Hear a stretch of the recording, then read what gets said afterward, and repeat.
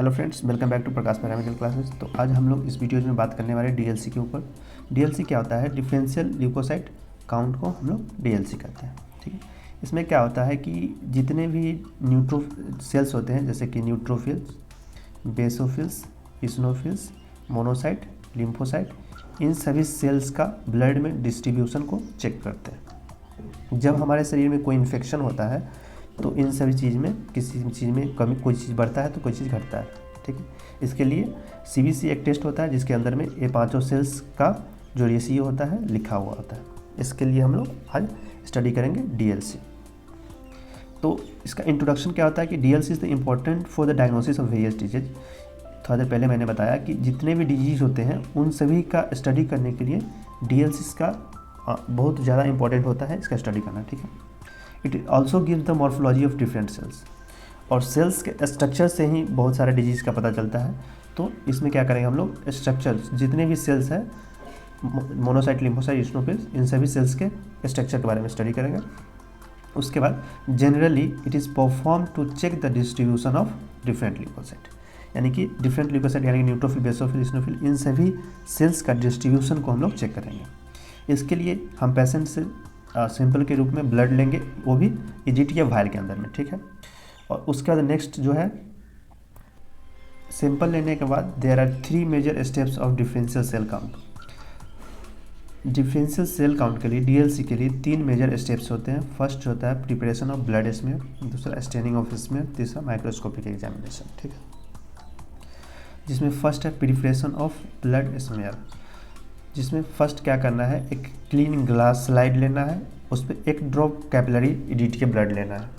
जो ब्लड हम लोगों ने पेशेंट से लिया है उसमें से मात्र एक ड्रॉप क्या करना है, ब्लड लेना है कॉर्नर ऑफ स्लाइड के कॉर्नर पे। ठीक है, उसके बाद नेक्स्ट क्या करना है, take a spreader with sharp edge and place on a slide with 45 degree angle and spreader push back so that the drop of the blood spread evenly edge of the spreader. क्या कह रहा है कि एक slide लेंगे हम लोग 45 degree angle पे। ठीक है, और उसको क्या करेंगे, बैक करेंगे, पीछे की ओर लाएंगे जहाँ पे हम लोग ब्लड का ड्रॉप लिया है। तो ब्लड ड्रॉप क्या होगा, इस पर स्प्रेड हो जाएगा अच्छे से, और उसको क्या करना है 45 डिग्री एंगल पर उसको आगे की ओर पुश करना है।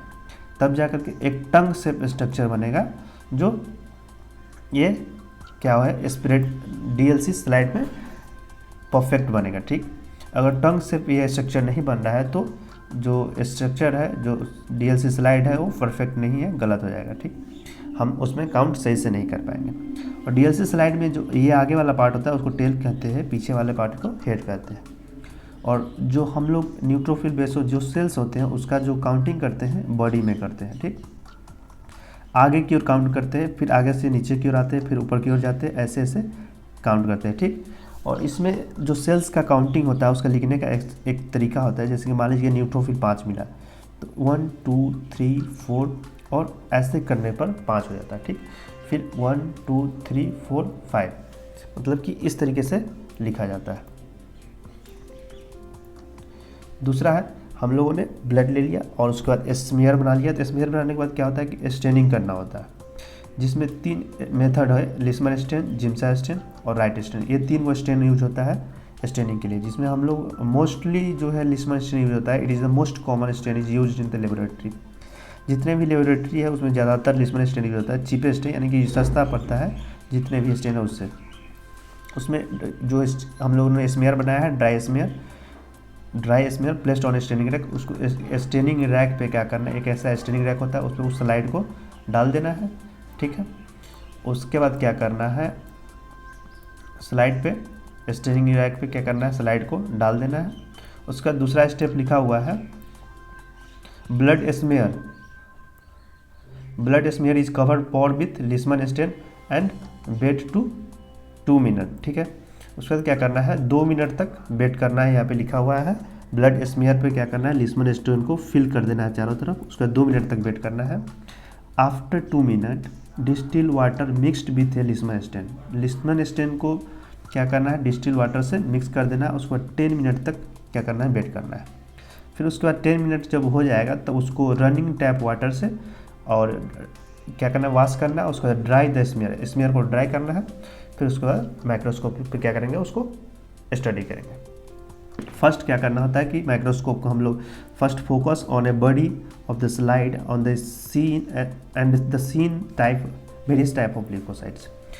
क्या करना है कि स्लाइड के बॉडी में जो स्ट्रक्चर हम लोग बताया कि इस पार्ट को बॉडी कहते हैं, उसको फोकस करना है, और उस पार्ट में क्या करना है, हमें सभी सेल्स को काउंट करना है, ठीक है, जिसमें like neutrophil, basophil, eosinophil, lymphocyte, monocyte, इन सभी सेल्स का काउंट करना है।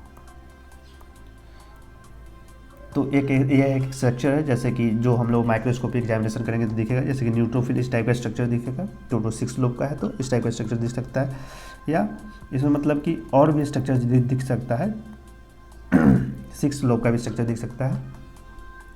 ये बेसोफिल हो गया, और ये इसिनोफिल हो गया, बैंगन जैसा, 2 बैंगन जैसे कि लटका हुआ है और जुड़ा हुआ है उससे, इसिनोफिल हो गया। ये मोनोसाइट स्ट्रक्चर हो गया, और ये लिम्फोसाइट का। इसी तरीके से स्ट्रक्चर आपको माइक्रोस्कोप में दिखेगा। तो माइक्रोस्कोप का एक स्ट्रक्चर दिखाते हैं आप लोग,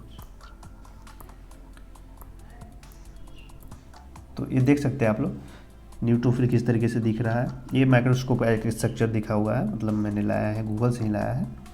ये है मोनोसाइट, ये लिम्फोसाइट, बेसोफिल, और ये इसिनोफिल। और इसमें जो ये छोटा छोटा चीज़ दिख रहा है, ये क्या है, प्लेटलेट है, ठीक। और रेड वाली जो है वो इरिथ्रोसाइट यानी कि आरबीसी है। तो नॉर्मल रेंज क्या होता है कि न्यूट्रोफिल 60 से 70% होता है हमारे बॉडी में, और बेसोफिल 0 to 1%, इसिनोफिल 1 to 3%, और मोनोसाइट 2 to 8%, और लिम्फोसाइट 20 to 30%। तो जो हम लोगों ने न्यूट्रोफिल काउंटिंग करना है ऐसे ही करके, तो 100 तक काउंट करना है, ठीक। जब 100 हो जाए उसका छोड़ देना, उसके बाद परसेंटेज निकालना है। मान लीजिए कि न्यूट्रोफिल 50 आया, यानी कि हमारे शरीर में न्यूट्रोफिल कितना प्रेजेंट है ब्लड में, 55%। मान लीजिए कि बेसोफिल 0 आया, नहीं आया, तो बेसोफिल क्या कर परसेंट है, 0, यानी कि नहीं प्रेजेंट, ठीक है। मतलब इस तरीके से ही रिपोर्ट बना करके पेशेंट को देना है, डन, ठीक है। नेक्स्ट वीडियो में हम लोग जानेंगे कि MCV, MCH, MCHC कैसे निकालते हैं, ठीक। PCV क्या होता है, और उसके बाद RBC और WBC प्लेटलेट, इन तीनों को मिलाकर MCV कैसे निकालते हैं, MCH कैसे निकालते हैं, MCHC कैसे निकालते हैं, ठीक है। Thank you.